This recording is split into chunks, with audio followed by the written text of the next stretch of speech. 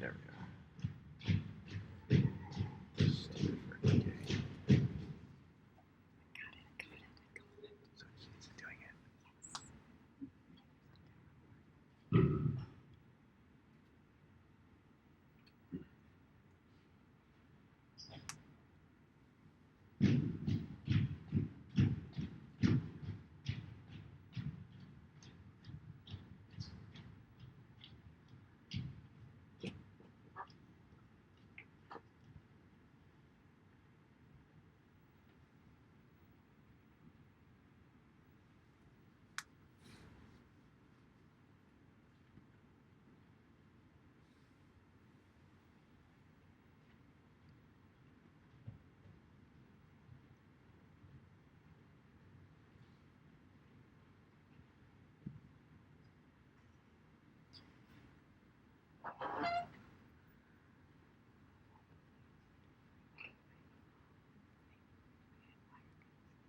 Right.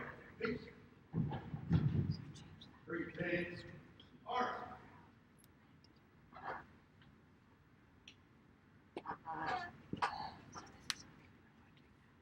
I pledge allegiance to the flag of the United States of America, and to the republic for which it stands, one nation, under God, indivisible, with liberty and justice for all.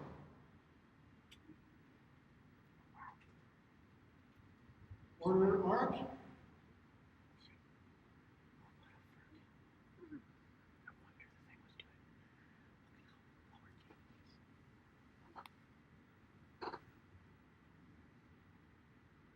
And the anthem.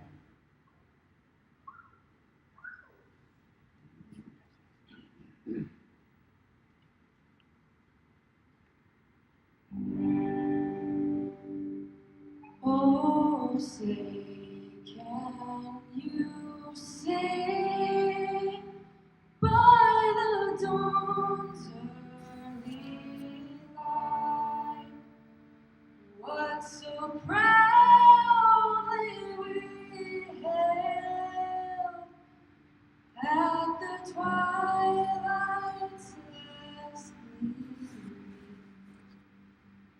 whose broad stripes and bright stars through the perilous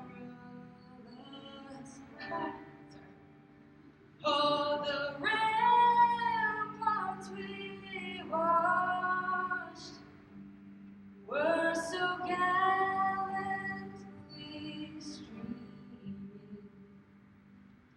and the rocket's red glare, the bombs bursting in air, gave proof through the night that our flag was still there.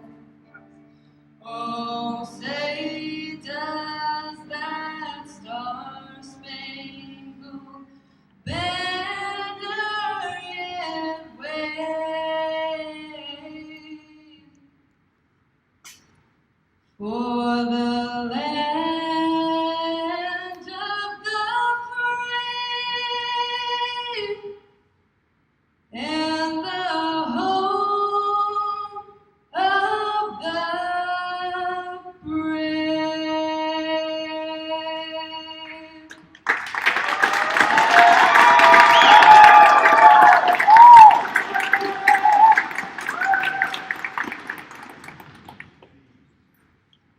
You may be seated.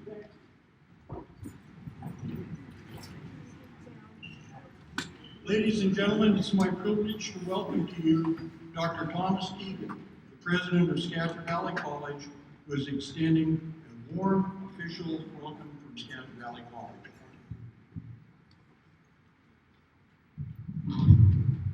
Good afternoon, everybody. Fix the microphone first. I'd like to welcome you to this afternoon's event as we honor the 2018 graduating class from the Parks Law Enforcement Academy. I'd like to extend a special welcome to the families and friends of our graduates. It's nice to see so many supporters of our students and our program here today. And thank you for being here to honor and celebrate the accomplishments of our graduates. The Parks Law Enforcement Academy began here at Skagit Valley College in 1991. It is one of only 7 seasonal law enforcement training programs in the country authorized by the National Park Service and accredited by the Federal Law Enforcement Training Accreditation Board. It's the only one in the Pacific Northwest. The program is highly recognized around the nation for its high quality, and as a result, students come from around the country to study at the Academy. In fact, of the 31 students graduating today, 13 of them came from other states. The individuals that you see in front of us today recently completed a demanding and rigorous academy that encompasses the entire spectrum of law enforcement training, including an emphasis on natural and cultural resources enforcement. They completed 720 hours of training and are now prepared to perform law enforcement duties for the National Park Service as well as for the Washington State Parks and Recreation Commission. They have worked hard to complete this program and they deserve to celebrate today. And I also want to thank, as we honor our graduates, I want to thank the many partners in the building today that have donated their time and talent to this program. Without your contributions, this program wouldn't be what it is today. So thank you to all of our partners. I also want to wish every graduate all the best as you begin the next chapter in your professional life. College, on a different topic, colleges and universities across the country go through a 7-year accreditation cycle where we are basically reviewed and granted our license to operate. And part of that process is 10 people from other colleges and universities come to, in this case, Skagit Valley College this morning for 3 days. And they are reviewing our college and against a set of standards to make sure that we are accredited to offer our degrees. So with that, it's about me for a moment. So I'm not going to stay today because we have that team on campus, and I have a number of meetings with those reviewers. But I wanted to be sure to be here to personally congratulate the graduates before I head out and say thank you to Commander Overby and the faculty and staff and our partners. So with that, again, I want to congratulate our graduates for your hard work and your accomplishments, and enjoy the day. Thank you very much.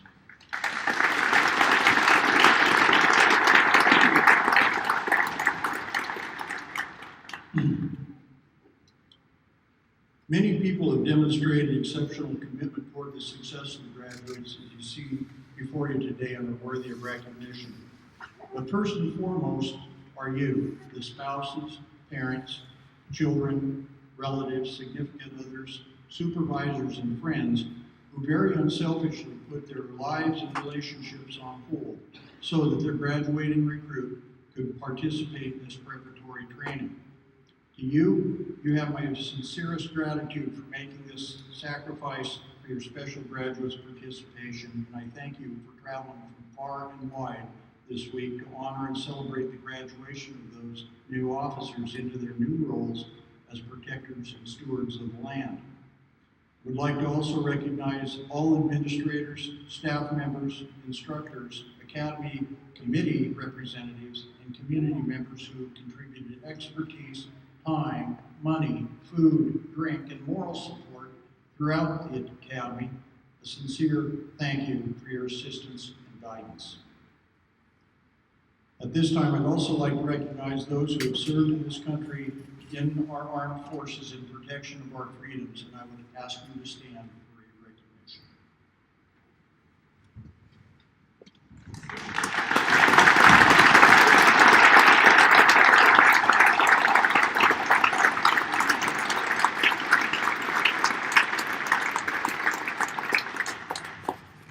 It takes a proverbial village to nurture a crop of future park protection rangers. Today, the entire college is being reviewed for its 7-year institutional accreditation, as Dr. Keegan has told you. So staff and family from Skagit Valley College are spread pretty thin. We do hope that some will be able to continue to participate in your special day, but I would be remiss if I didn't recognize the following staff. That would include the college's Board of Trustees, Miss Ann Clark, the Executive Director of the Skagit Valley College Foundation. Darren Greeno, Dean of Workforce Education. Ms. Lynette Bennett, the Associate Dean of Workforce Education. And others that I know are out here, but I cannot see them because the lights are in my eyes. I got this deer in the headlights kind of thing going on right now. All the others who are part of the finest institutional learning team anywhere, please stand up and be recognized for your contributions toward the success of our graduates.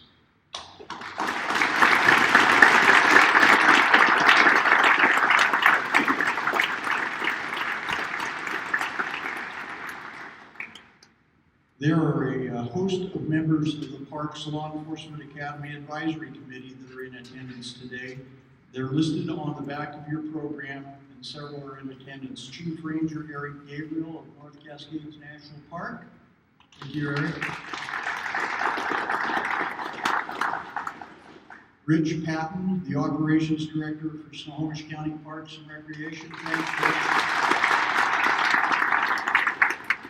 David Green, Park Ranger Supervisor for the Everett City Parks and Recreation. Bob Vokes, the City of Anacortes Parks Department.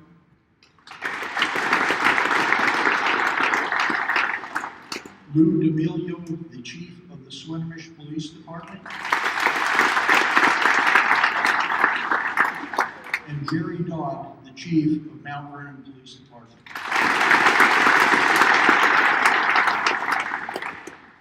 Also on the podium today are three instructors that we could not do this program without. I'd like to recognize Supervisory Ranger David Sarian,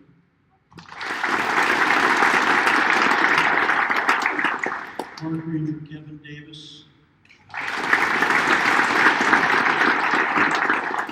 Patrol Sergeant Kevin McFadden of the Whatcom County Sheriff's.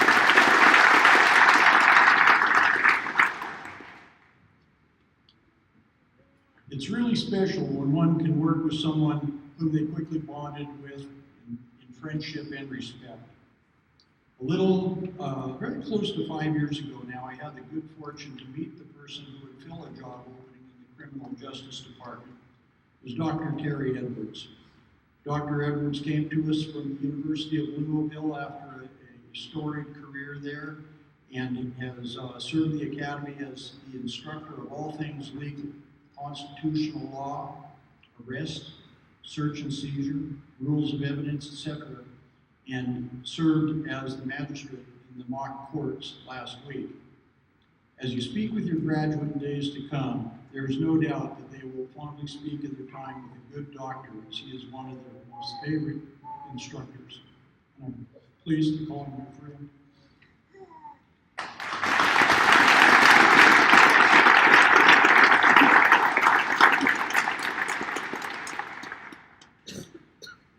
The cadets know her as the lieutenant. Many of you in the audience have spoken to or written to T. Davis Overby during the entry process into the academy. The graduates today know her as the go-to person when something needs to happen quickly, or to lend an ear when they need advice, or if they're having less than a stellar day. Instructors know her as the veritable glue that holds the academy together. Her efficiency, her professional assistance contribute toward the excellence of this program in major ways. In addition to being that glue that holds the academy together, I am indeed fortunate and proud to call her both my close work associate and my wife.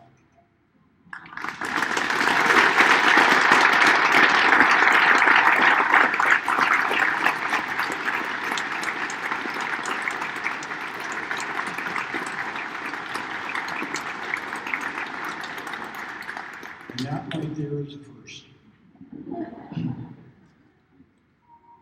There are 417 units in the National Park Service as of January of this year, which include but are not limited to parks, recreation areas, national historic places, landmarks, battlefields, seashores, and lake shores. The retired superintendent of Bryce Canyon National Park, Fred Fagerman, is quoted as saying, quote, "The National Park Service is the nation's greatest library and history museum. Every significant natural resource within the United States and any significant historical event are represented within the National Park Service. Second, we preserve for people in the United States, plus for future generations, all the significant memories of this great nation. Even many from foreign nations consider memories of their visits to the national parks as among the most dear. And finally, I learned as I grew up in parks that it was a wonderful place to raise a family. I and my wife wanted to raise our 2 boys and 2 girls in similar places. This year, 3 of our cadets are headed into positions in the first national park that your commander ever visited. That's Crater Lake. In many ways, we've come full circle. According to the NPS website, more than 325 million people visited national parks in 2016, which was a record year for attendance then. Serving and protecting this many visitors underscores the importance of the program, providing specialized training for preservation, conservation, protection, and within the context of law enforcement, the interpretation of America's treasures, its unique parks and green spaces. It's my distinct privilege to introduce to you a man that I met about 7 years ago during an Academy Directors meeting at the Federal Law Enforcement Training Center. From our first conversations, it was evident to me that the gentleman associated with the program in San Antonio was someone special, who had the best interests of the Park Service and its visitors in mind at all times, and in short, he really got it. Today, he leads those same Academy Directors as the program manager of the seasonal academies, and so it is with pleasure that I introduce to you Branch Chief Mark Cutler, who has traveled out here from Glencoe, Brunswick, Georgia, and who wishes to address today's graduating class. Mark?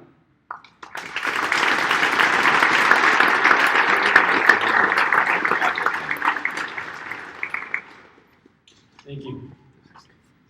It's an honor to be here today. We're here today to honor this group of young men and women for what they've just accomplished. But I'm not going to talk to you. First, I'm going to talk about something that they couldn't have made it to this point without. And that's the family and friends, the audience. You were there when they had that great day and they had to share it with somebody. You were also there when they didn't have such a great day. You were that shoulder for them to lean on. Without you, they could not have made it through the academy. Remember this as they go through their career. They need you. At this point, would you please give family and friends an applause?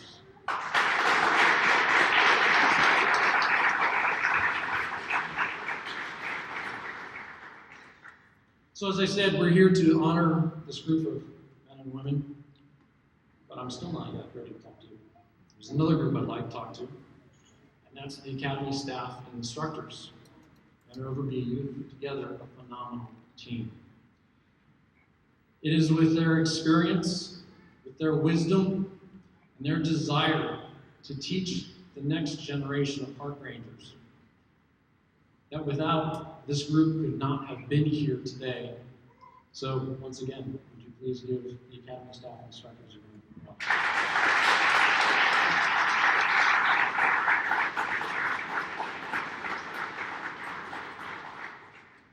So as I said, we're here to honor you guys. I'm going to talk to you about it. But it would be kind of silly for me to stand here and talk to them about what they've just done without you all knowing what they've gone through. And to fully understand what they've gone through, I'm a park ranger, I talk history, I'm going to give you a little history lesson. So the Seasonal Academy started back in the 1970s. 1978, there was a need for seasonal law enforcement within the National Park Service. So colleges, wherever, whenever, put on programs. There was not very much oversight about it. Curriculum was about 180 hours.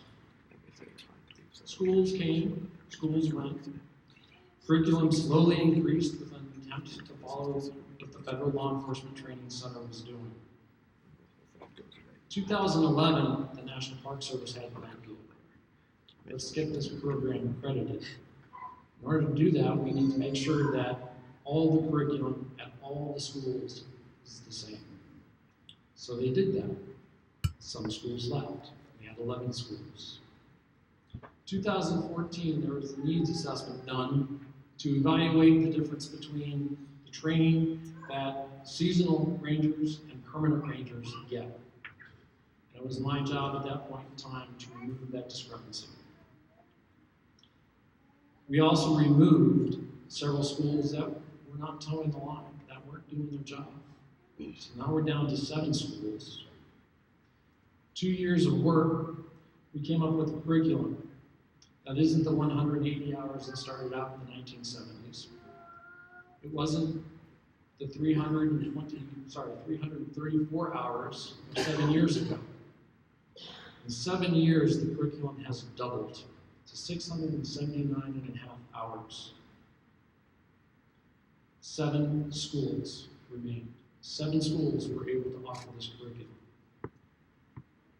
The curriculum that they have nowadays is equal to that of the Federal Law Enforcement Training Center, Land Management Police Training, and the Ranger-specific Basic Training Program. Now I'm getting to the point of what these guys have gone through. It can be divided into 7 categories, the type of instruction that they got. They studied legal. They studied the Constitution, the groundwork for which makes our country so great. They studied federal law, Code of Federal Regulations, National Park Service policy, courtroom procedures. They studied behavioral sciences. They learned how to deal with people on their very best days. I say that with a little tongue-in-cheek, because people have good days and they have bad days, and then they have really bad days. And when society can't deal with somebody, who do they call? They call law enforcement. That's what we have to deal with. Dealing with these people day in, day out can be tough. So we also taught them resiliency, so that they can last a career. They studied enforcement operations. They learned how to deal with bombs and explosives. Don't touch. They learned about crimes against people, drugs of abuse. They learned how to process crime scenes. They learned about terrorism and how to deal with it. They learned about firearms, pistols, shotguns, rifles, how to operate these weapons in very stressful conditions. They learned how to drive fast, slow, daytime, nighttime, in good weather and bad, on-road, off-road, and they learned how to do it with distractions that most people don't encounter. Radios, lights and sirens, to pay attention to clues of what's going on about them and to remember them for later on when they have to write a report and testify in court. It's not an easy job. They learn control tactics. When people are at their best and behaving their best behavior, they don't like to go to jail. They don't want handcuffs.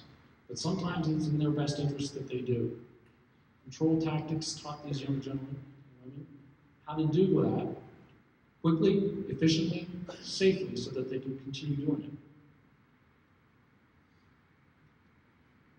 They learned tactical medicine, how to save lives. How to save lives when under pressure, as if saving a life wasn't enough pressure. They learned fitness and nutrition, and that it's a lifestyle, and that lifestyle is going to help them through their career. They learned patrol procedures. This is where everything comes together.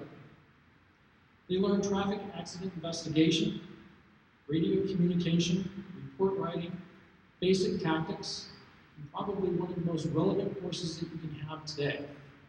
And I hate saying this. Active threat response. You learn about vehicle searches, standardized field sobriety testing. You worked a continuing case to identify trends, to create an operation, to observe crime or criminal activity and process, to make an arrest, take it to court, process it, and win it in a court of law.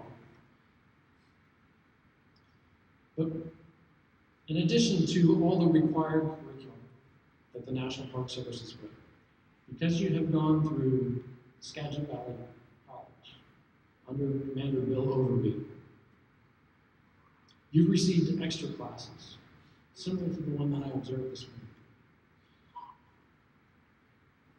With you, he was able to share his wisdom. This is something that no Flexi class could ever capture in a lesson plan. Be grateful. You received the most advanced and most relevant training applicable today, available today. So, for stepping up to take care of America's treasures, for protecting our national parks, for protecting our people, for standing true to our ideals, from the very bottom of my heart, I thank you. Have fun, be safe.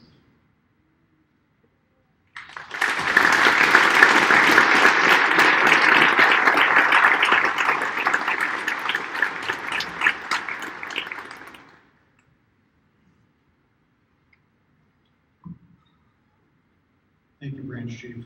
Greatly appreciate those words. At the beginning of each academy session, the class is divided up into two squads, Evergreen and Cascade. Representing the two squads today with their perspective on the 29th session experience are graduating cadets Stephen Greenleaf for the Cascade squad and Cadet Jake Martin for the Evergreen squad. We'll begin with Stephen Greenleaf.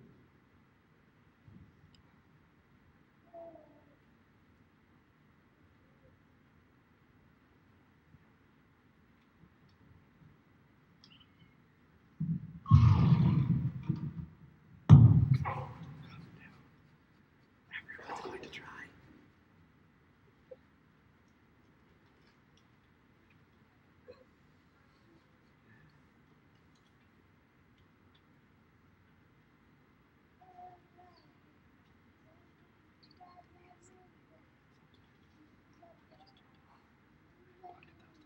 Good afternoon. Thank you for joining us today. I would like to say thank you to all of our speakers, our VIPs, our instructors, and to all the families who are here at home, who have given support to their loved ones every step of the way. Thank you for instilling the ideas of pride which brought each one of us here today. And thank you for nurturing the will to succeed, which carries us through this treasure. Thank you to each instructor who has passed their knowledge and passion to us and proving through ourselves worthy. I'm happy to stand here before you today to represent the Cascade Squad. I say squad, not lightly. We are a cohesive unit whose members have earned their right to stand beside one another. This is an important day in the beginning of our careers as law enforcement. But we fight how we train, and standing by one another as a team is no exception. I've seen a transformation of individuals. I've seen people become stronger in who they have always shown themselves to be. I've seen also that members of the squad become who their families and friends have always known they could be. When you bring a classroom full of people, full of differences, there lies possibility.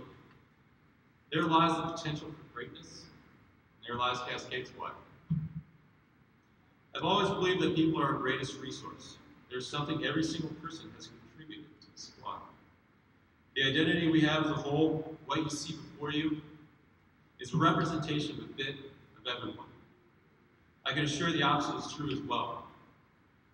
It has not been possible to go through so much together and not gain something from each person. We have young adults whose youth, energy, and desire continually remind us that nothing is beyond our belief in achieving what we set our minds to.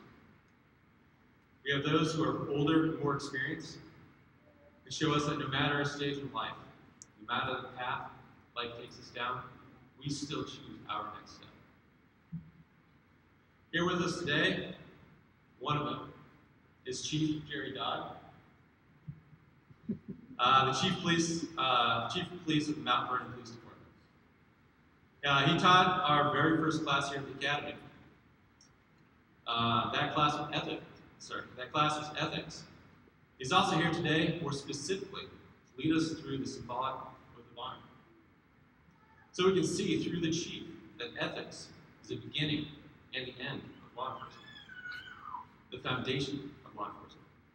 Ethical behavior has been described as values in action, to hold ourselves to the highest degree of excellence that can be expected of us. We will set out from here founded in core concepts instilled by passionate teachers who will hold us to act out these values, and in every aspect of our lives, practice perfection. I told you my belief in people as a resource. Cascade Squad. Together we have over 20 years in the Park Service Management. That's just the squad. This brought vital experience and insight to classes, faculties, and especially the hiring process. So together, in addition to that, we have just in our squad over 50 years of military experience in the Army, Marines, and the Air Force. Teamwork, communication, discipline, firearms are all attributes that were brought in and contributed. On a more individual note, we have those when there's an option for tactical, we'll bring out every piece of camouflage they never knew they owned. We have those whose laughs alone are contagious, and will stir laughter in anyone who hears it. There it is. I had a note on there just in case it didn't laugh. So, not to mention any names, but there's one among us, at least one, and I think most would agree, who has some amazing dad jokes. There are hidden talents among us, two of which you are witness to already, with the singing and the playing of the national anthem. This shows you can always learn more about the people you are close with. I believe it is the joining together through difficult times that brings people closer than anything else ever could. United suffering and united goals. Studying for tests and reveling and passing. Conducting inspections and uniting in standards of dress and personal appearance. Push-ups and remembering how long 3 push-ups can last. Thank you, Commander. Then, coming to find out one Richard Phillips push-up, push past that understanding to see how each person reacts in the face of difficulty and be proud. It is also through these times we find ourselves able to find joy and laughter in the things that we do together. Getting the chance to handcuff each other, commit defensive tactics on each other, role-play scenarios allowing us to make up for previous exercises, and active shooter training at a haunted school. To be expected, we ventured through the halls at lunch into the balcony where a restless spirit resides. Cameron and I may have actually come across her, unless there was another reason that door in front of us closed and locked. True story. We found our favorite moments in the academy. For many, it was the week of driving fast, heeling out, running with lights and sirens, and absolutely destroying a few innocent traffic cops. That was at the beginning of the training, not the end. For others, it may have been when we pushed through difficult times. We proved ourselves to be stronger and more resilient than we thought possible. The Academy is not just about teaching and creating. It is also about realizing that what is inside of us that brought us here to begin with might not be known clearly, but it has risen to the surface and can no longer be a passive part of our personalities. It has become our presence when we stand ready to uphold the law for the first time and through to the last. We will show that presence and the foundation we have gained here at this academy. I look forward to seeing each one in this class in the years to come, watching that development continue. We are lifelong learners, always willing to learn and develop to the continuing changes that will always surround us. I had a professor who used to say, humans are pattern recognition machines. I have to agree. In firearms, we learn the foundation of weapon safety, handling, and accurate shooting. From one of our firearms instructor, I think he's in the audience today, practice makes permanent. And I believe it. The pattern of proper technique. From the same instructor, the good practiced until they get it right. The best practiced until they cannot get it wrong. And so our lifelong learning as law enforcement begins here, our oath that we're getting ready to take. Our pattern of striving, never ending, always holding our ethics to the highest degree. I have truly enjoyed being a member of the Cascade Squad. I've gained close and valuable friendships I look forward to holding on to. We're all going our separate ways to the ends of the United States, creating a network of family, ties, and a community. I hope each one of us will remember when traveling. My offer stands for anyone visiting Alaska. You already have a place in my life. I hope one day you'll venture north. You always have a place in my home as well. I would like to say a personal thanks to the Cascade Squad, Sergeant at Arms, Nicole Tiger.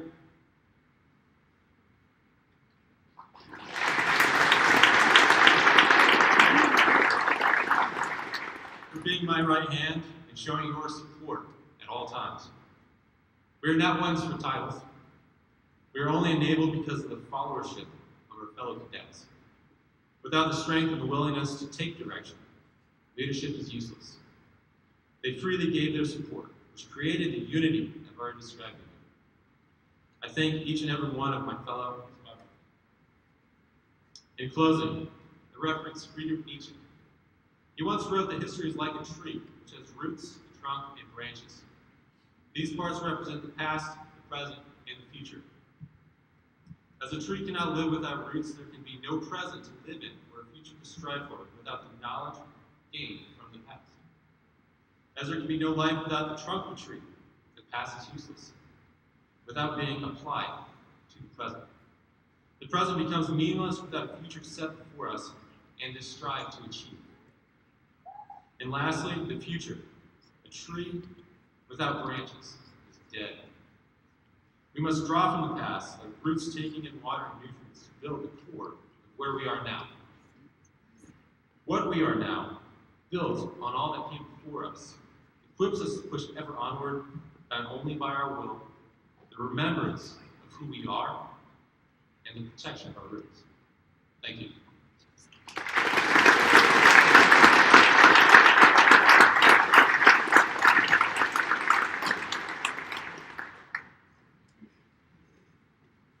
Now representing the Evergreen Squad, Jake Martin.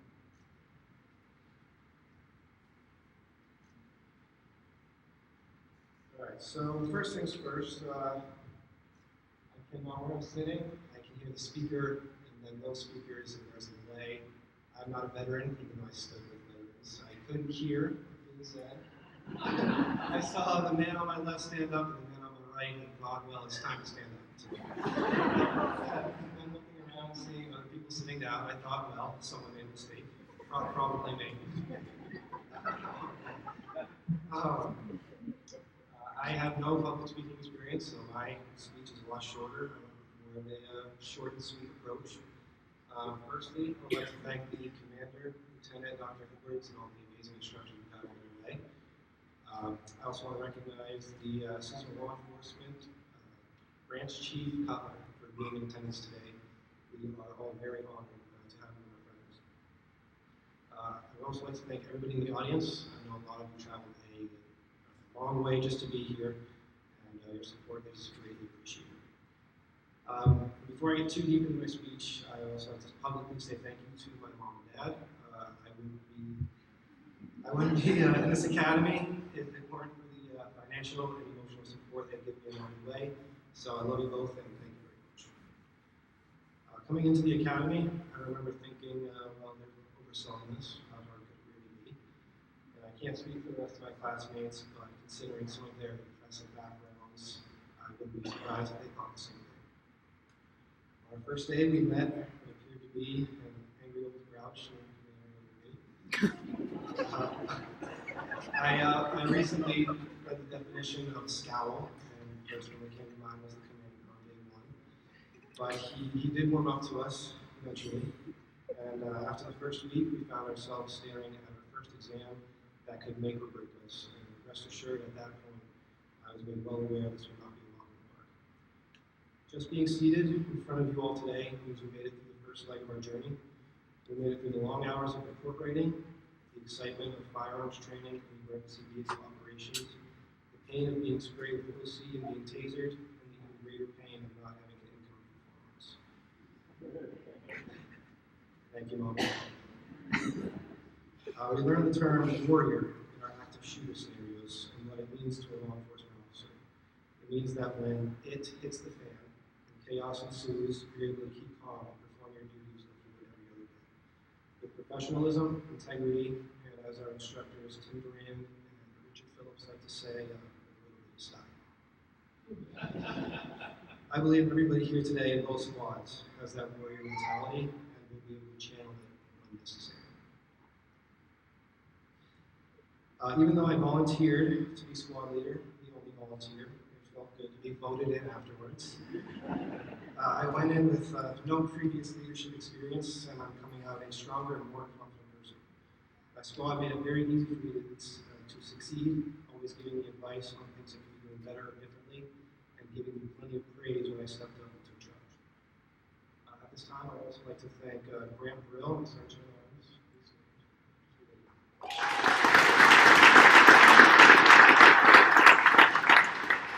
With his experience and guidance, it helped a great deal early on while I was trying to find my leadership abilities, even if it meant having to do push-ups every now and again. It was an honor not just to lead this group, but also to be a part of it. Being as close as some of us were, we learned a lot about each other. My squad was also involved in extra classes on the side, spending as many as 60 hours a week together. And now that it's all over, I can say that it's a lot of time spending with the same people. We were a very social group, going out together at night, hanging out on weekends, so we didn't get on each other's nerves as much as we would think. I also wanted to speak about each member of my squad individually, but as I was writing it out, I realized how long this would actually take. I have so many great things to say about every one of them, and I also didn't want to make them tear up in graduation day. I know how emotional they are, how emotional I can get. The last thing we need is a bunch of crying cadets up here, so steer clear of that.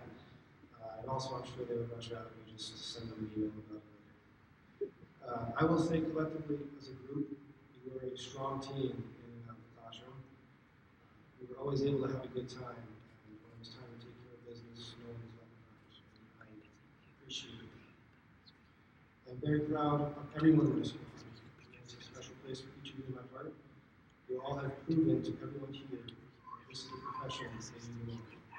Even if you don't end up in a law enforcement career, I know you will go on to do great things in whatever career you have to desire. Finally, I know the speech is directed towards the squad, but for the commander, I would like to say truly thank you from the bottom of my heart. Without your guidance and moral support along the way, I would not be the confident leader I am today. Teaching this academy for as long as you have, a lot of people have meant to check out and skate through, but not you. It was very clear early on that you and the lieutenant were both giving everything you had to this academy. I will never forget all the fun and happy times you brought to us, as well as the frustrated and disappointed times, because they made me feel disappointed. I also think, without even discussing it amongst ourselves, we all wanted to make sure we were the best cadets you ever had. For the amount of time and effort you put into this academy, it was only right that we gave you everything we had to. So thank you for everything. Thank you.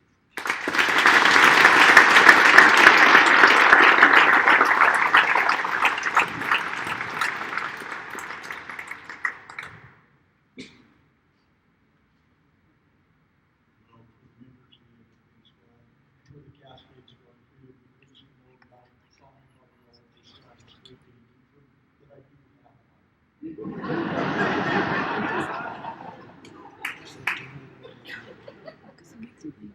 Each year, the class selects a graduating cadet as their class speaker. This year, that honor goes to Cadet Donald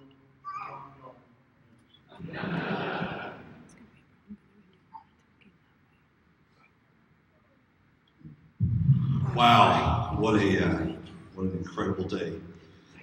There's certain beauty and danger in being the final speaker, or the designated heir, as you call it. I know that I speak for the entire class, that I am deeply touched and honored that everybody would help and come here and join us in a very special day. So thank you very, very much. Please don't be intimidated by the pages. The script is a little bit larger because I do wear readers, as young as I may look. So welcome, friends, family, fellow law enforcement officers. I'd like to spend a few moments this afternoon to introduce, or rather familiarize you with Skagit Valley College, Parks Law Enforcement Academy number 29. We stand before you today, new, transformed, developed, if you will. Each one of us aspired to become better servants, to devote ourselves to the profession of protection. You see, this aspiration that I reference is deeply rooted in our very beings. It's a calling that we feel. It is born from our experiences in the outdoors and our drive to protect it. This willingness to commit ourselves comes from the burning desire to make a difference. The reality is we cannot protect our environment and our parks on words and banners alone. We see ourselves as protectors of the people against themselves, protectors of the people against the parks, and of course, most importantly, protectors of the environment from the people. We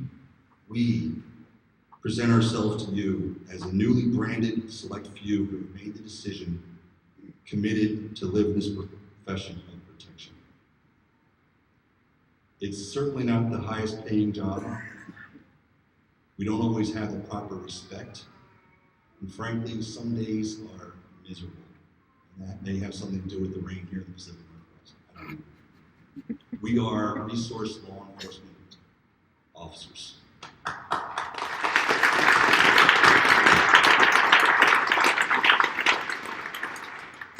So what exactly is a resource law enforcement officer?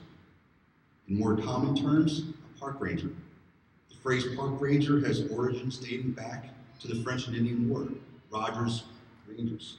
It's a famed group of settlers and pioneers that made their way and assisted the Americans in that era. As the idea of our public lands evolved, so did the need to administer visitation and use. The first director of the National Park Service, Stephen T. Mather, reflected upon early park rangers, stating, "They are a fine, earnest, intelligent, and public-spirited body of men, these rangers." These words hold true to this day. And failing to mention Harry Yant today would be borderline criminal. He is referred to as the father of the Ranger Service, as well as the first National Park Ranger. You see, as the gamekeeper of Yellowstone National Park, his fluence set the stage and the conditions for a professionalized agency chartered to protect our nation's parks. And by the way, Harry Yant's yearly salary, and guesses, $1,000 a year. And how did resource law enforcement officer and park ranger become intertwined? Like many other aspects of modern society, the need to preserve and protect our resources for generations required a dedicated team of professionals.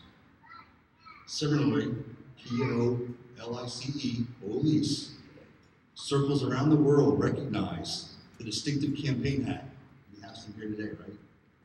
Or the Stetson, sometimes people would call it. Rangers are outdoorsmen. Stewards of the park, labeled as multi-purpose jacks of all trades. This notion is accurate, but a more refined definition and description is protection and law enforcement. So please entertain me if you will for a moment, fidget your seat if you have to. Not much, it won't be much longer. But I want to assure you that you can have complete confidence in our abilities to perform these duties for which we are trained. Fresh into the academy, we quickly learned Commander Overby would champion his pearls upon us, calling them commandments.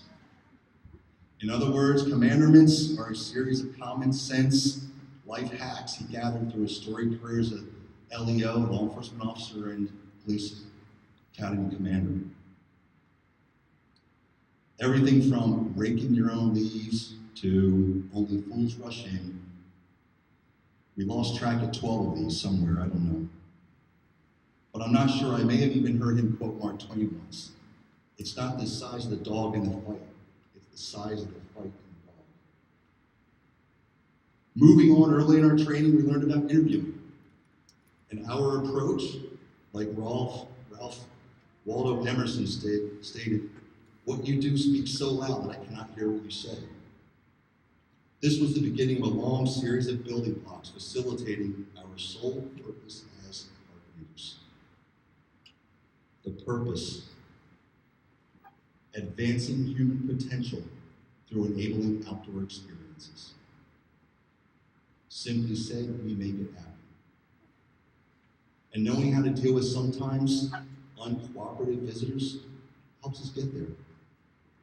We moved on rapidly to cover a myriad of other topics. Law, both constitutional and criminal.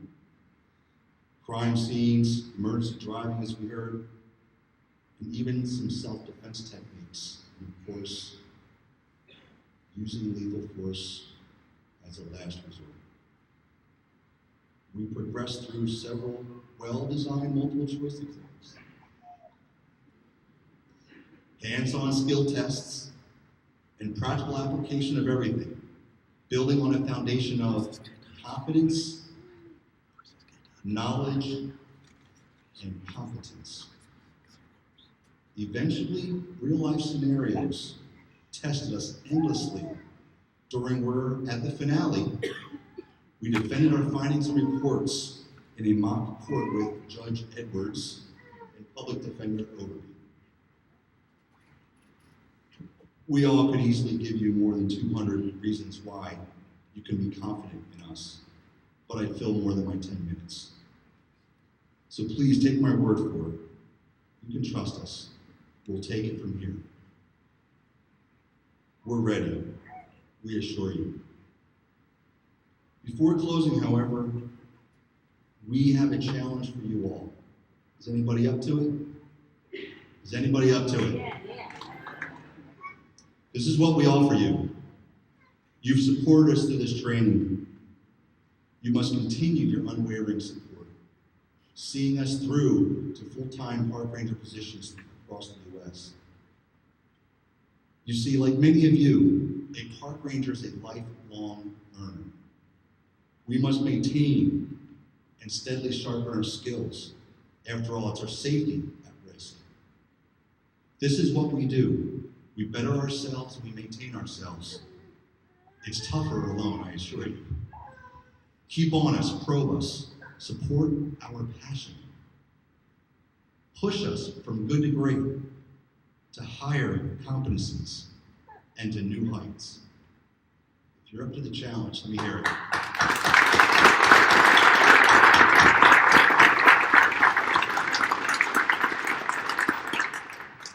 And finally, on the heels of Earth Day, my friends, family, and fellow law enforcement officers, I ask you to dedicate serious thought to what it means to be a part of the park ranger law enforcement community.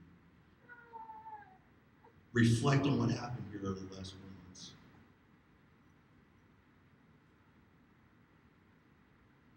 And in closing, I feel appropriate to quote John Muir, whose birthday was last weekend also, by the way. The mountains are calling and I must go. Thank you, have a very safe day, and visit the park.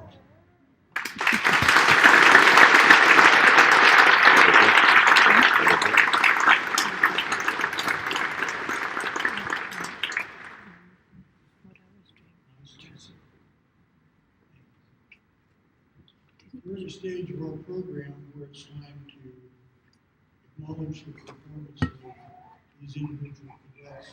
You've heard that they've gone through many types of skill sets, trainings, tests, test upon tests, practical exercises, labs that led to practical exercises.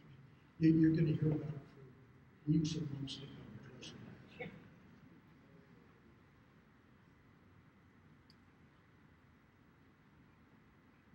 Well, speak up.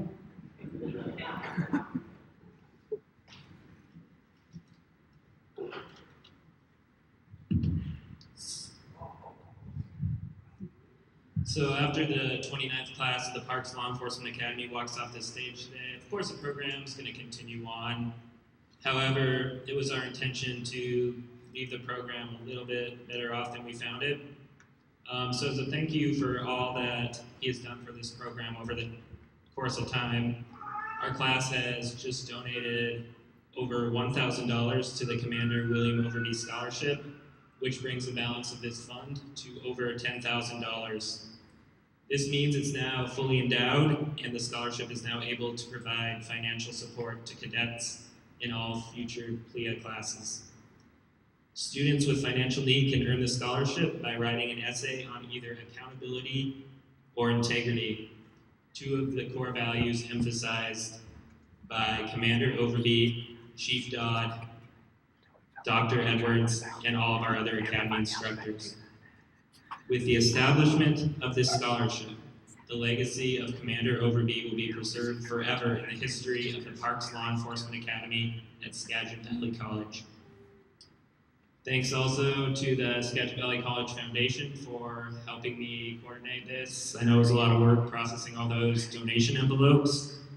And thanks again from the 29th PLEA class to the Commander, Lieutenant, and all of our Academy instructors for helping develop us into ethical and competent park rangers.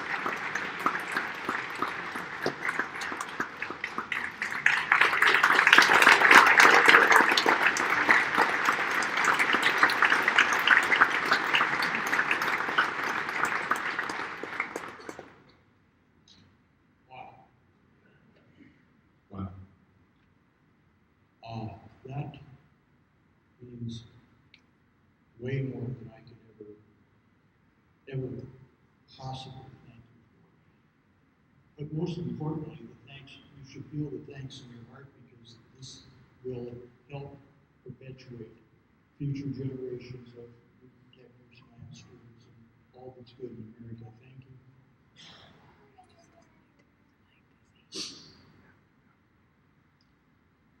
Saying before I was rudely here.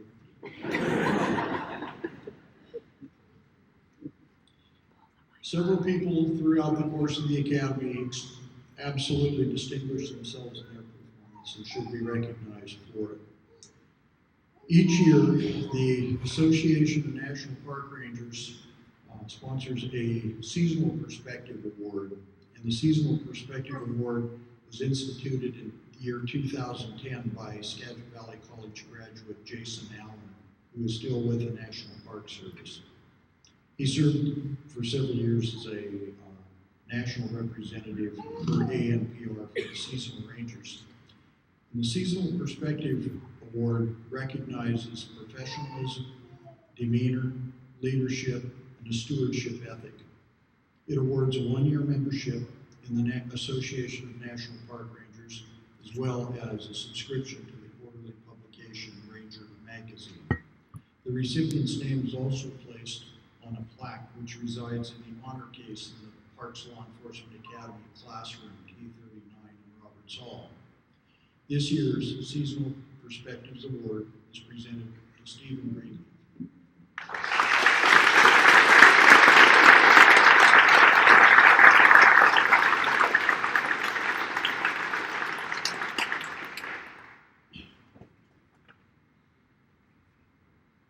Commander's Inspirational Award is presented to a cadet who consistently yet quietly demonstrates a high level of teamwork, cooperation, patience, and desire to improve across all phases of academy work.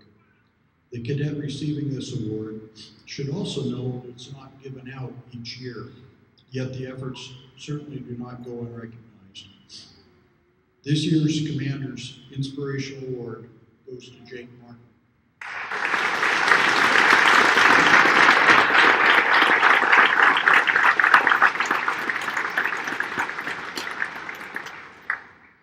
Jake, I'll call you back up here. You also have earned the Evergreen Squad Leadership Award, which is the part and parcel to Stephen Greenleaf's.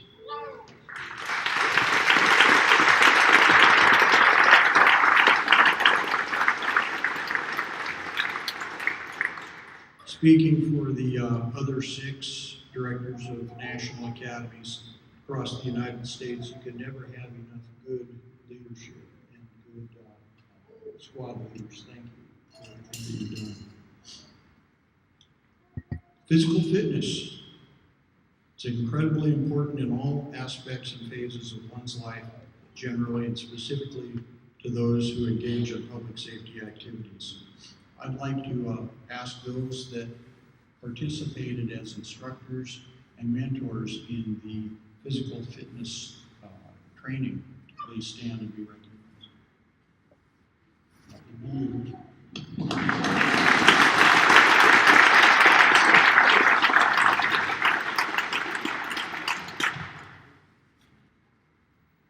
Today we honor those who excelled in physical efficiency, battery, and other academy physical fitness requirements.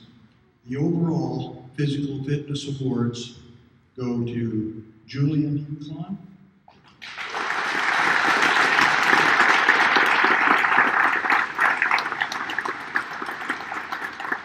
Carrie Hallahan,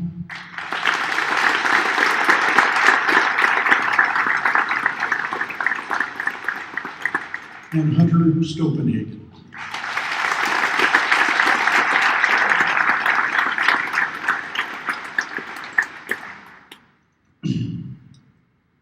The top National Park Service Fitness Award, which measures performance in a 1.5-mile run, the Illinois Agility Drill, and a bench press for both maximum weight and percentage of body weight, goes to Hunter Stopenhagen.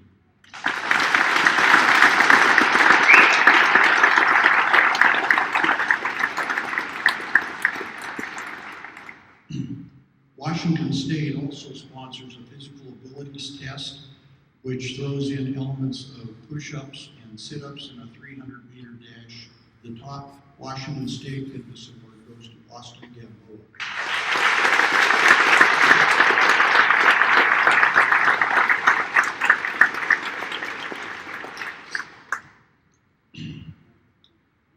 Then there's Emergical Vehicle Operations Course, or EVOC.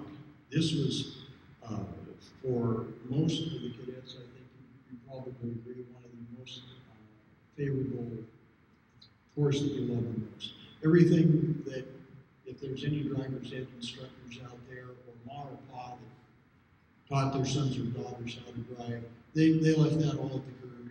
They walked the curb. Quite a number of awards here. The instructor, lead instructor for EVOC, seated up at the top, from Whatcom County, and there may be some other instructors out there.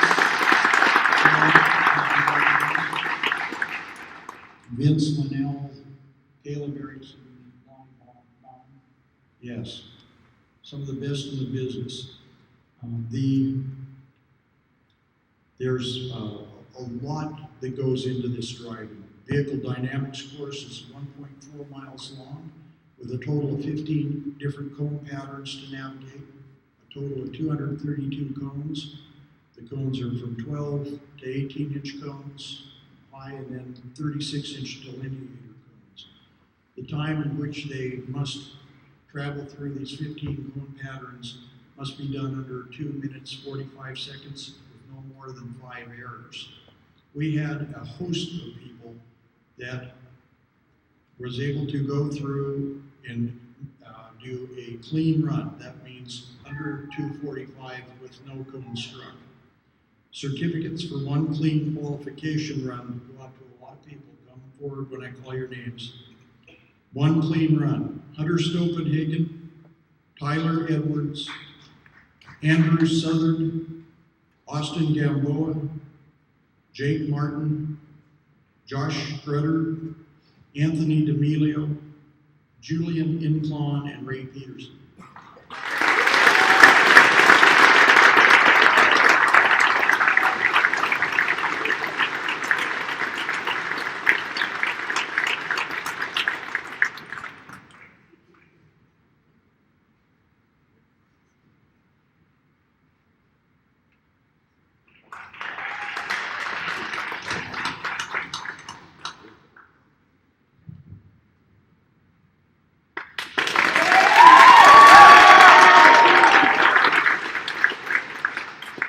And if you think that was impressive, there was one person that ran through twice, 2 clean runs without striking any cones.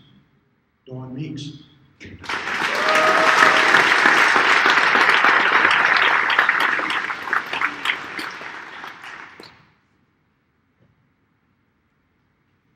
The EVOC Top Gun for the EVOC course, which is awarded to the student driver with the quickest clean run of the combined squads during a one-run competition. It was accomplished in 2 minutes 31 and 6100 seconds of flat-out precision driving.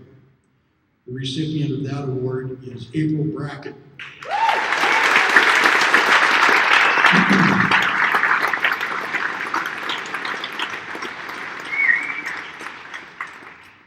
April also takes this award for the competition among her group. The Top Gun award for EVOC course for the Cascade squad was won by Andrew Southern.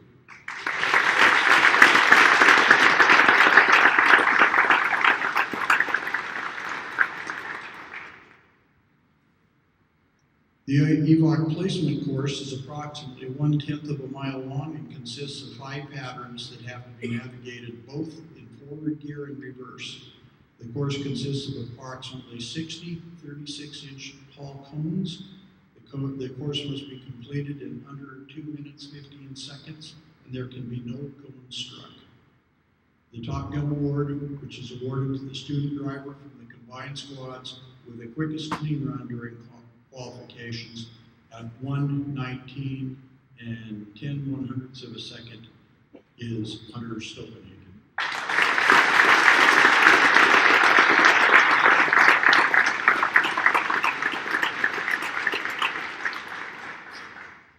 April Brackett needs to come up here.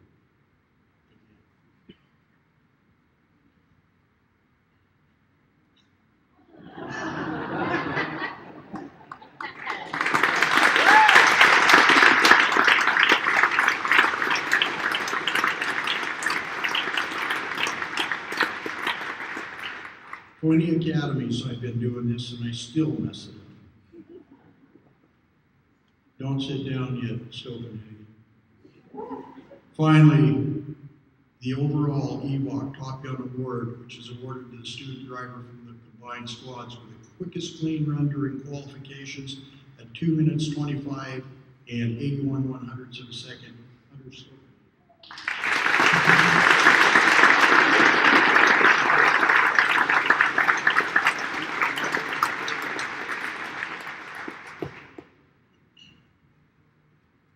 From time to time, your graduates will have to, may have to use force on an individual in the course of their job, and a large amount of time and effort is demonstrated toward instructing in control tactics and arrest techniques. The leader for the control tactics out of the National Park Service is Kevin Davis. Kevin, please stand and be recognized.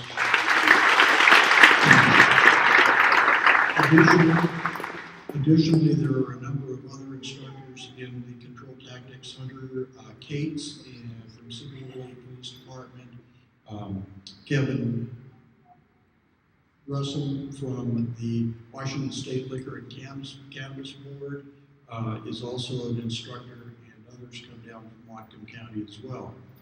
So we have some control tactics proficiency awards.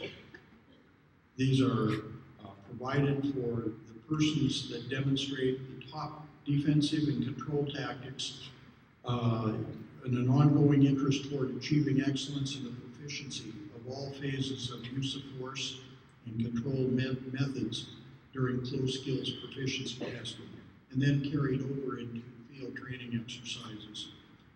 This award will go to 2 people today, an agreement upon the 4 lead instructors. The Control Tactics Awards then go to Carrie Hallahan and Ray Peterson.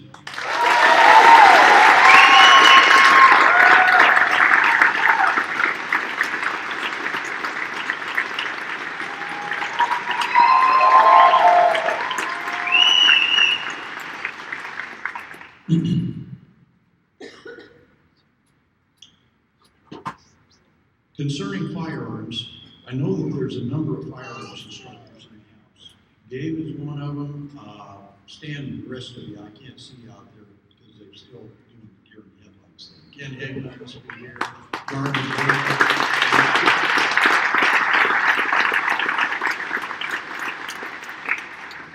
Again, some of the most fun and I guess from time to time frustrating, but then also very rewarding and redeeming things. What's not good, would you rather sit in and listen to constitutional law or something about human development, or go out and shoot ammunition? Yeah, that's what I thought. In addition to receiving the trainings on the fundamentals of shooting, cadets have to learn the nomenclature, care, maintenance, the carry, and the use of force implications behind the use and display of a 9mm semi-automatic pistol, 12-gauge police shotgun, and an AR-15 police patrol rifle. The cadets must shoot a National Park Service prescribed qualification in all 3 firearms in both daylight and low-light conditions. The top shooter today in the 9mm semi-automatic pistol course, Grant Drill.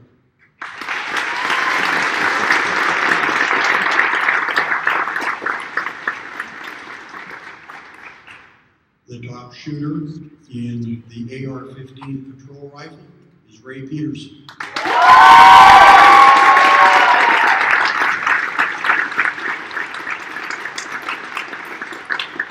We did chuckle a little bit about Ray. She really didn't want to shoot the rifle, just really didn't think it would be very becoming. And then went out and shot 4 in a row, perfect scores, and in the movement, the instructors were all just aghast at the grouping of holes she did. Don't mess with her. And then finally, the overall Firearms Proficiency Award, which goes to the top shooter across all categories, is again Ray Peterson.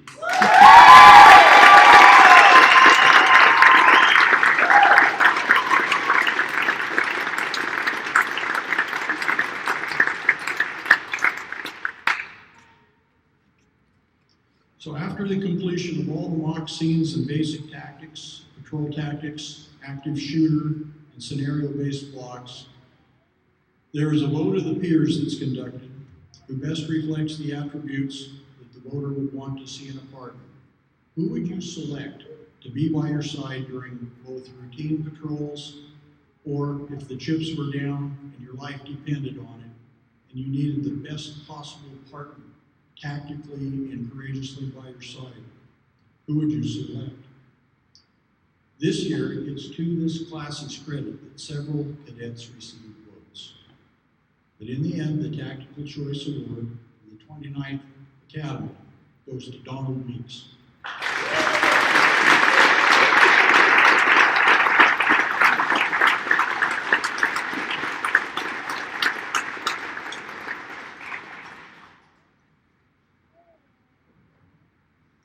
There was mention of the 6 academic tests that were federally provided over intervals at the academy.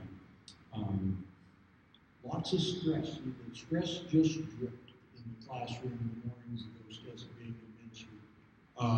Lots of kilowatt hours over a weekend were spent because these folks really took it seriously. This student that receives the Academic Achievement Award this year scored a composite 94.940 over the aggregate scores of the 6 federally administered test scores. Additionally, performance on written assignments in the areas of collision investigation, arrest, search and seizure, report writing, and crime scene investigation, and memoranda that was administered by Dr. Edwards was considered, and the Academic Achievement Award this year goes to Stephen Green.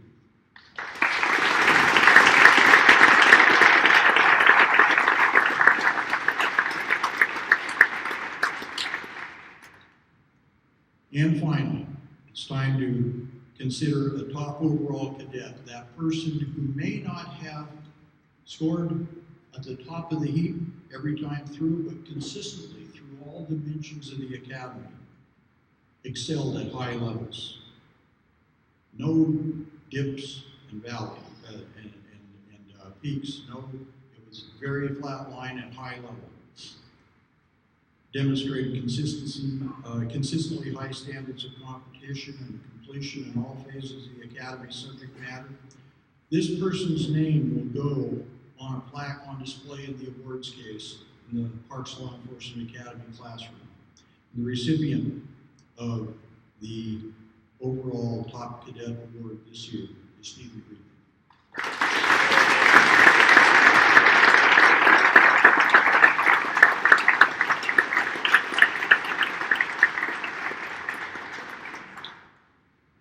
Now it's time to present the graduating class of 2018 their certificates of completion. And I will ask Branch Chief Cutler, Dr. Edwards, Chief Dodd, Chief Gabriel to join me. We'll set up a table here, I think.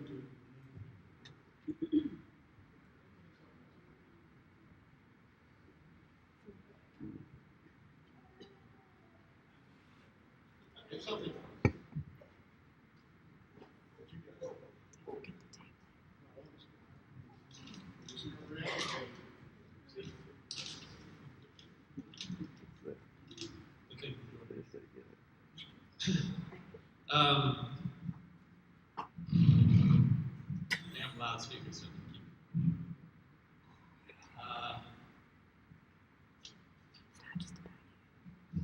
I've lost my speech, so I'm going to wing it. Well, he's out. So, we have this special group. So,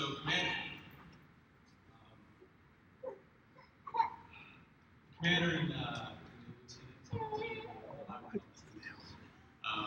but they brought us into what we took a couple weeks to find out what was their family here at Sand Valley College. An initial presence that kind of threw us a little bit, but he showed us a warm heart through the extent of his past 4 months, up to which he was a very caring and compassionate individual that brought us into the role of law enforcement, the community, the college. We really felt that when we had problems, we were able to bring it to his presence, and if not him, the lieutenant. They work really well as a pair, and not only as married, but also as leading the program. And so, Commander, we have something for you. We'd like to present you with a flag. Flag. Boom. Flag. Peace. Boom.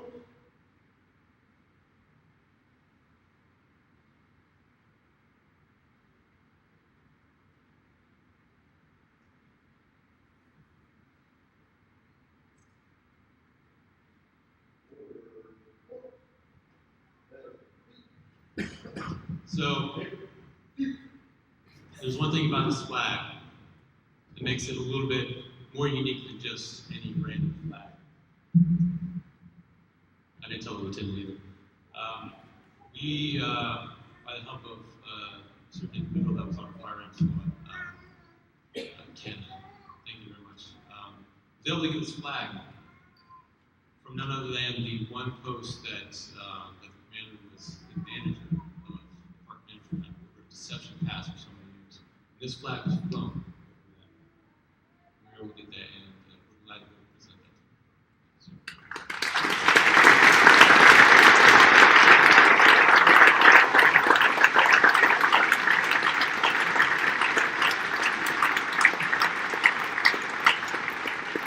Thank you, all of you. I'm touched. Thank you.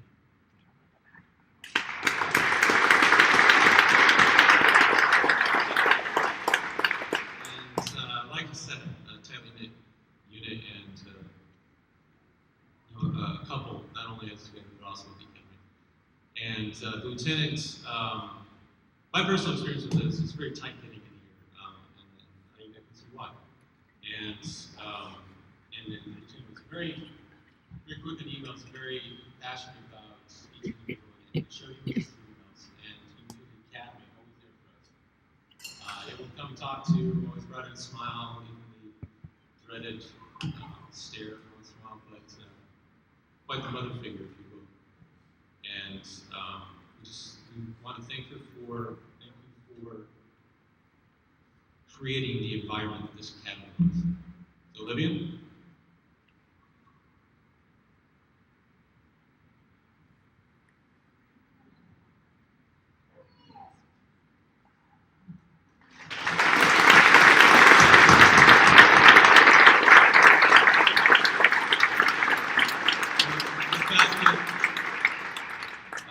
This basket, if you know the lieutenant, she's very caring about plants and garden,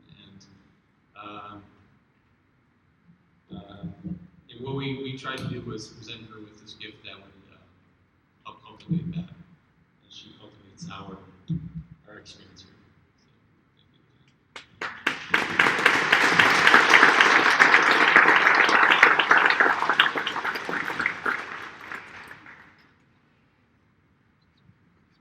So I don't get out of my office very often. When I do, it's for a reason. Part of the guys that did coming here was a site visit, which I did yesterday. But it's also because there's a pending date coming up, a pending event.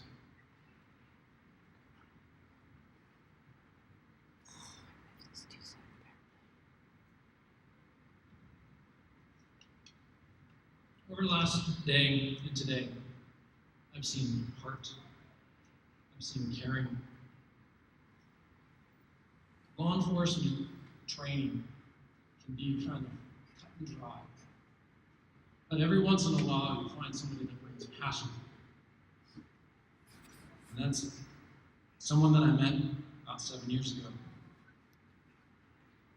Like he said earlier, we clicked. Not only was there a passion for law enforcement, but there was a caring.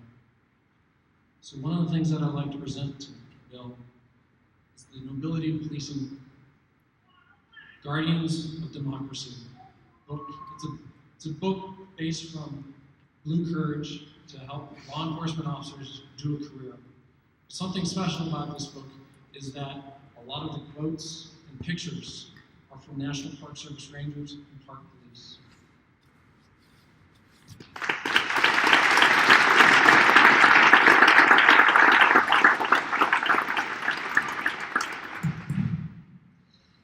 The other thing then is a typical National Park Service tradition with a pending event coming forward is that we give plaques to people.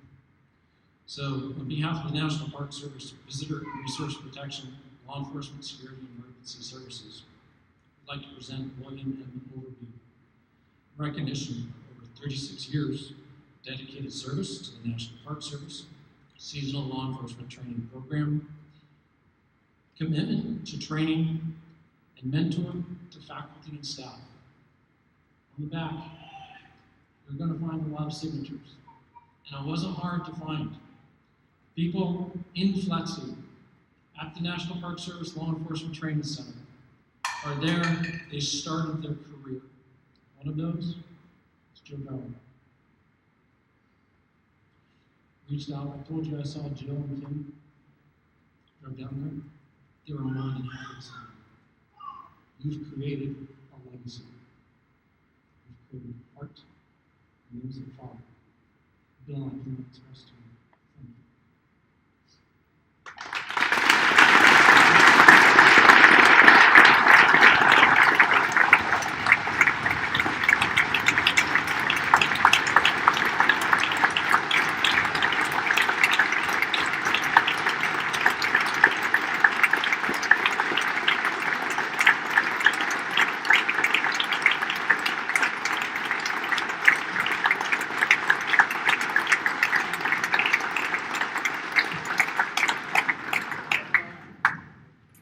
Thank you. Thank you.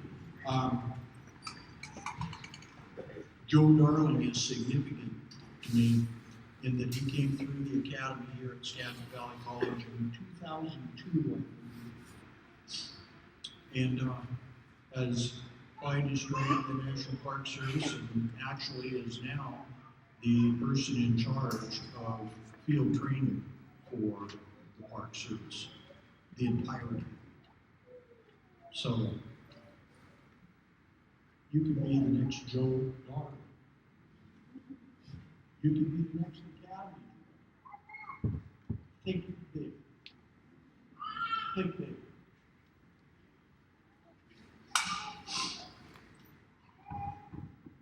Now we can. Just keep putting. All right. So.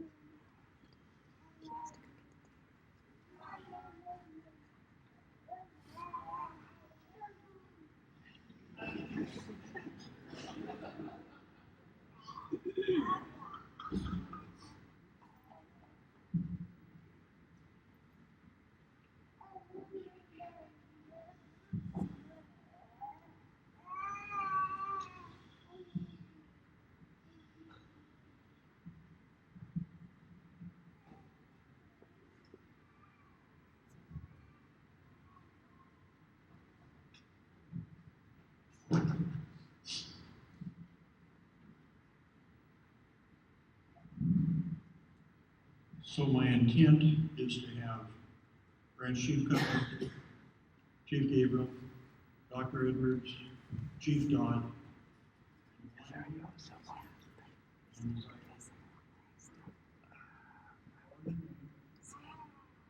ask you to please come forward and accept your certificates of completion. Stephen Earl Greenleaf.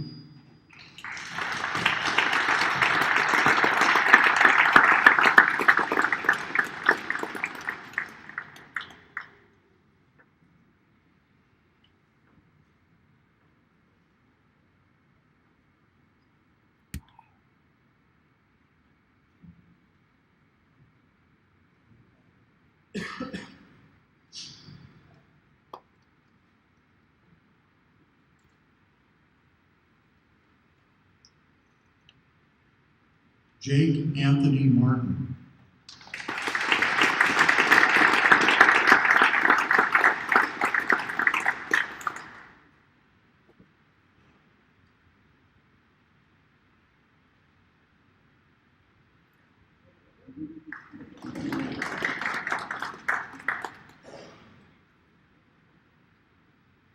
Donald R. Meeks, Jr.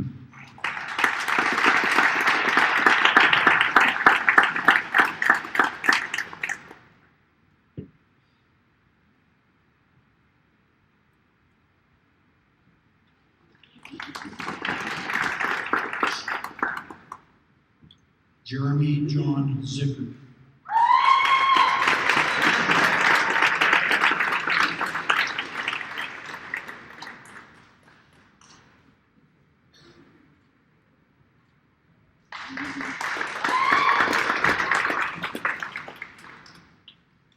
Joshua Michael Scribner.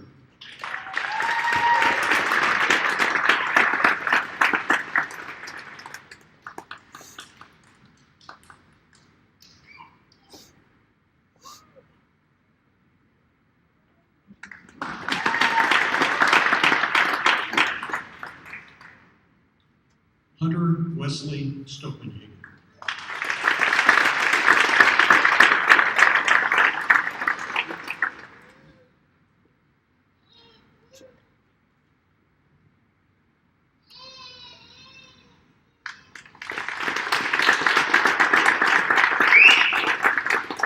Philip Michael Webster.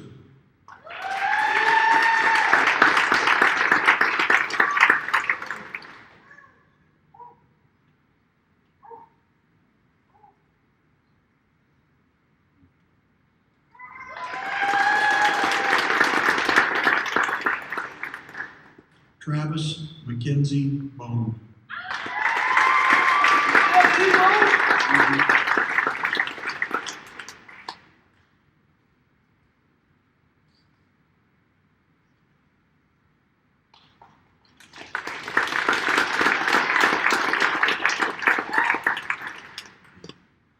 April Rose Brackett.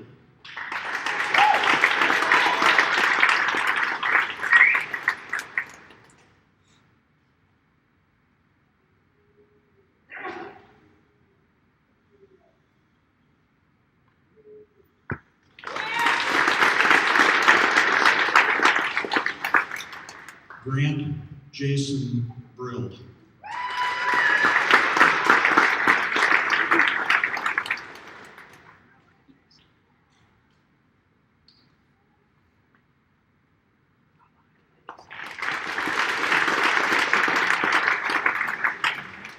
Anthony David D'Amelio.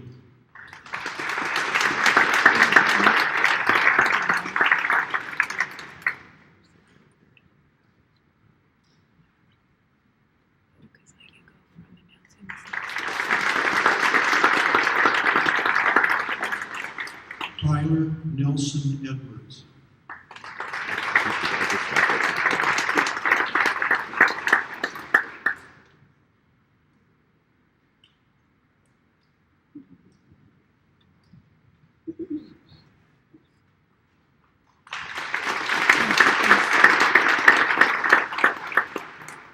Marina Rayanne Ewing.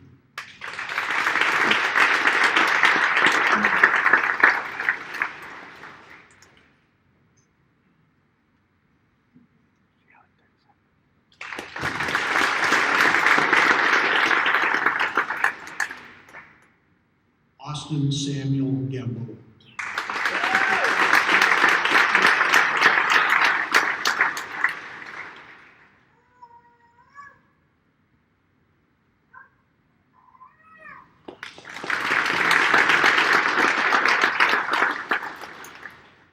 Carolyn Ann Callahan.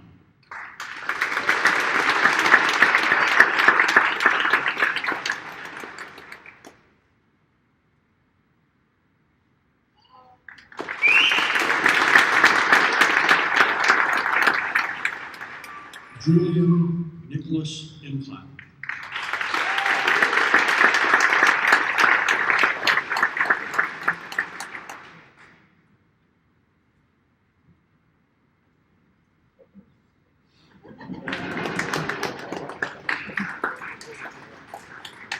Sarah Marie Johnson.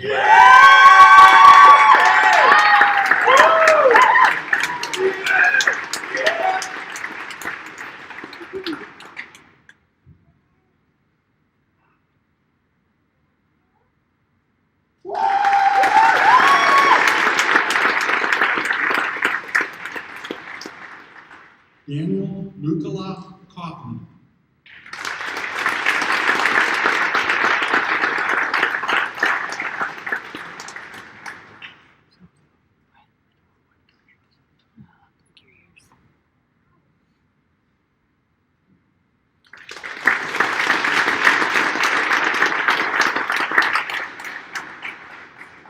Nicole Kiger.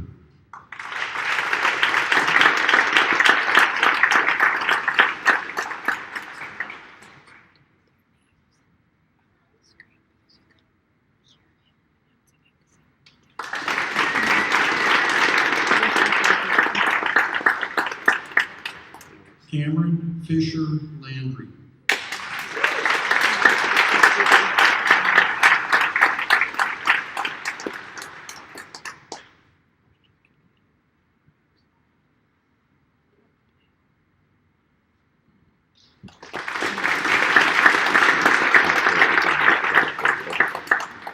Rick Joseph Lentz.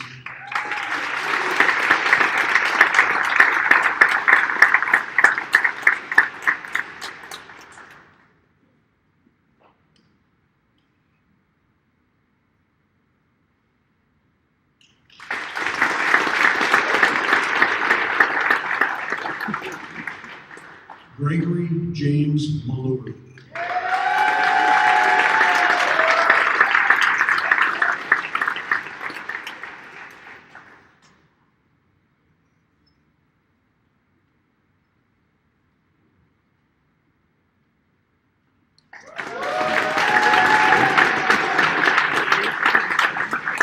Connor Patrick McNulty.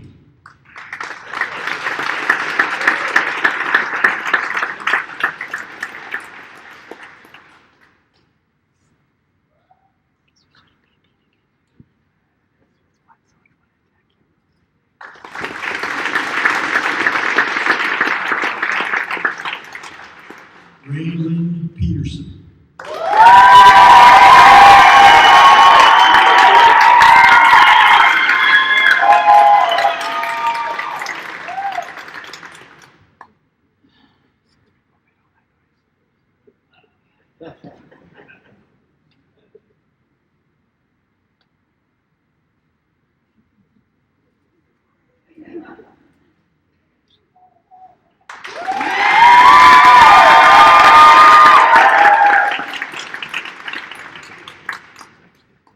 Olivia M. Pulvardi.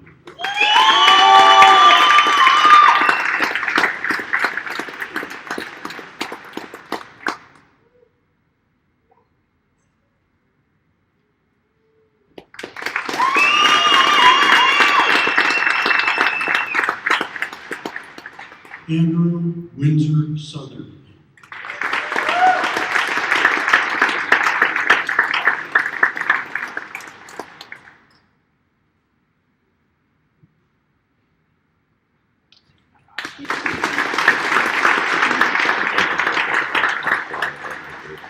Nicholas John Spilly.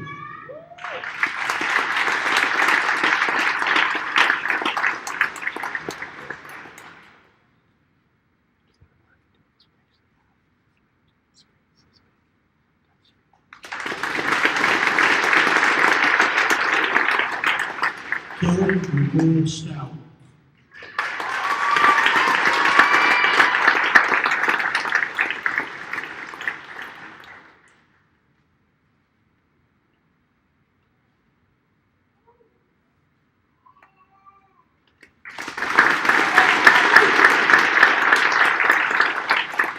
Logan Daniel Sweeney.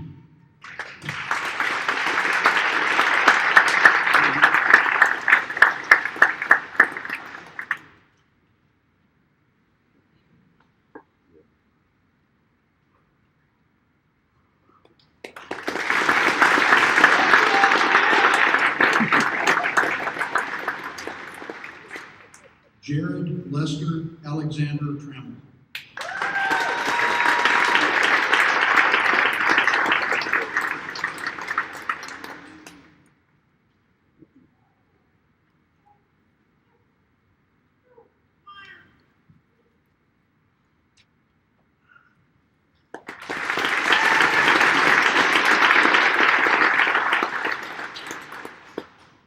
Caitlin Ann Turner.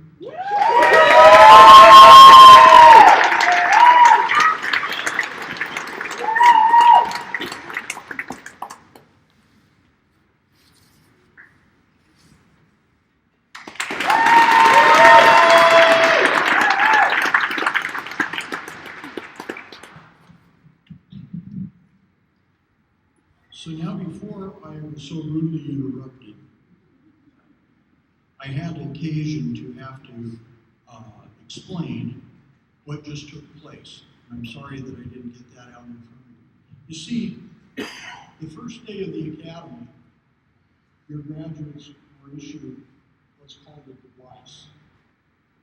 A device is, anybody that's worked around electricity will know this, it's a knockout from an outlet box.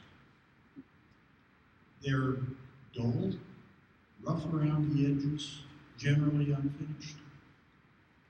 Kind of like they were starting out that first day. See, I don't know where they've come from. I don't know if they've ever had reasonable limits set for them. And yes, I was kind of hard on them that first day. They will tell you it was much worse than it probably already was. It didn't bother me a bit. But as they progressed, they were told that each and every minute of each and every waking hour, and even some of those hours after dark, they needed to have this device on them or there would be serious consequences. We never talked about those consequences, but I think it panicked them inside to know that. But they were also told that if they came back and redeemed them on graduation day, that they would be provided with a different device. One that's more fitted.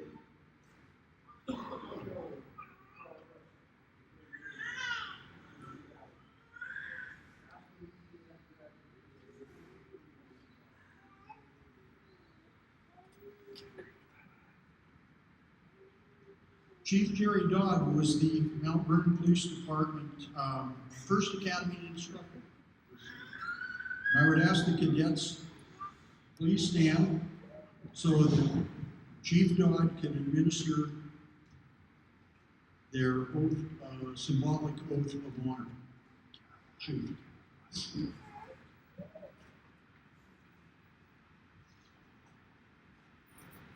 Thank you, Joe. It's truly an honor and humbling for me to stand before graduating class 2018 among the many friends, family, and loved ones here today. Throughout the past 17 weeks, we have openly discussed the importance of parks, law enforcement ethics, and professional conduct. Ethics, values, principles, and integrity are the cornerstone to parks law enforcement and what is everyone's commitment in this room today. Class 2018, all of you are expected to maintain your conduct, behavior, and performance to the highest ethical standards in our society, and are rarely forgiven for any ethical shortcoming or breach of public trust. To be worthy of this public trust, to ensure that your professional conduct is above reproach, you must not only conform to the law enforcement code of ethics, but today you're going to make an ethical commitment to your friends, family, loved ones, and maybe even your boss. The law enforcement oath of honor is a symbolic statement to ethical commitment. In class, we were asked to make ethical commitments to ourselves. But today, it's time to make a formal commitment to others, so that they may witness that you sincerely intend to do what you say and promise that what you say is the absolute truth. When you take this oath, you promise that you'll follow and obey these principles and hold yourself accountable to that promise at all times, today, tomorrow, and forever. Class 2018.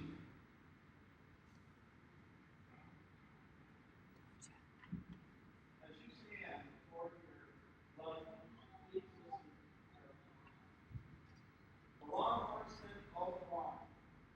On my honor, I will never betray my badge, my integrity, my character, or public trust. I will always have the courage to hold myself and others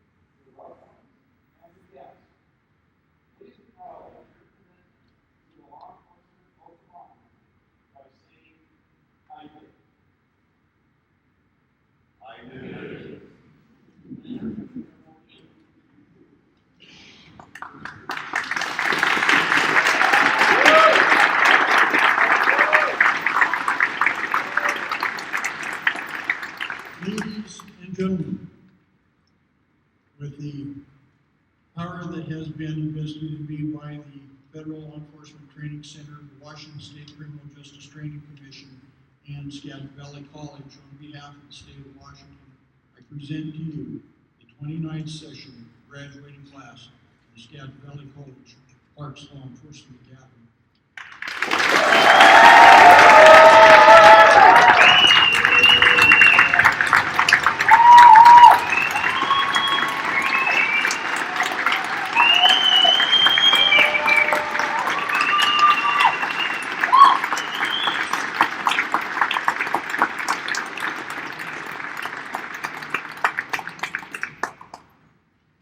I will now ask the audience to remain standing and allow the class to file out of the auditorium where they will be formally dismissed. They will be forming a receiving line outside.